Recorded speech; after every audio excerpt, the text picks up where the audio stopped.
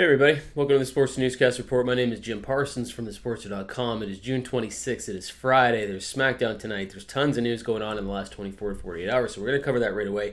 Before we do that, don't forget every Monday night Talking Raw, right after Raw, we dissect the show, we break down our winners and losers, we interact with the fans, and we let you kind of chime in on what you think of the show.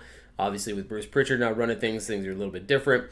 And with the news we're going to be talking about here right away, we have no idea what's going to be happening with the superstars on Raw and SmackDown for that matter, because there's lots going on here, including now news that over 30, potentially 30 different WWE staff members, including some in-ring personalities, have been tested positive for COVID-19.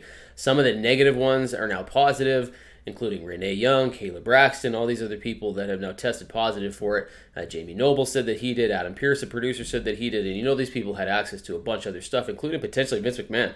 So we'll see what happens there. Now that could be questioning what's going on with the shows and the pay-per-views. There's been speculation Brock Lesnar has been pegged to come back for SummerSlam, but you have to wonder if he's going to want to do that. There's obviously travel issues coming in from Canada.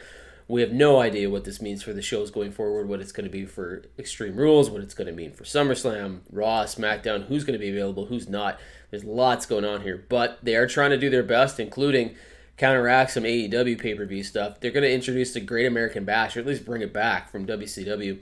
They're going to have this as running 2-week pay-per-view / TV show for NXT this Wednesday and next Wednesday, counteracting AEW's Fyter Fest. So there's big matches on both cards. It should be entertaining for fans that love wrestling. They say they don't counteract AEW stuff, but this obviously proves that they do and that they're watching and paying attention to what AEW does. So we'll see where that goes. But Great American Bash is going to be happening the next 2 weeks for NXT. Obviously, Extreme Rules is coming up right around the corner, and they got a new interesting tagline called The Horror Show.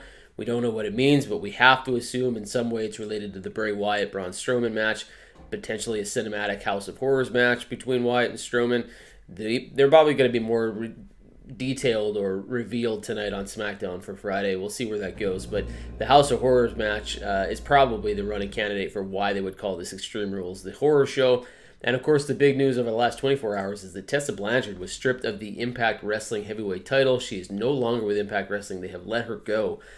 Speculation early is that she was holding on to the title. She was in Mexico or something like that. She refused to send in a bunch of promos for her upcoming matches, that she was sort of holding the thing ransom. Now, there's obviously other stuff that has gone way back in Blanchard's day to potentially saying some racist remarks. She's denied ever having said it, but there's lots of testimonies that she did.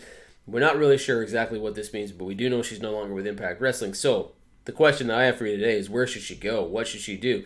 Should she wind up in AEW? Obviously, with Tony Khan's stance on Hulk Hogan and Linda Hogan, the racist stuff is not going to fly in AEW, so maybe she's not going to shot there.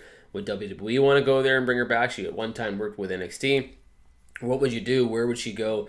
Ring of Honor, Lucha Underground, New Japan, when it gets running again, where should Tessa Blanchard go? Put in the comment section below, let me know what you think. Should she take time off? Should she become a better person? Should she try to sign on as soon as she can somewhere else? Where would you put her? What would you do if you were Tessa Blanchard? And if you were another company, would you hire her or not?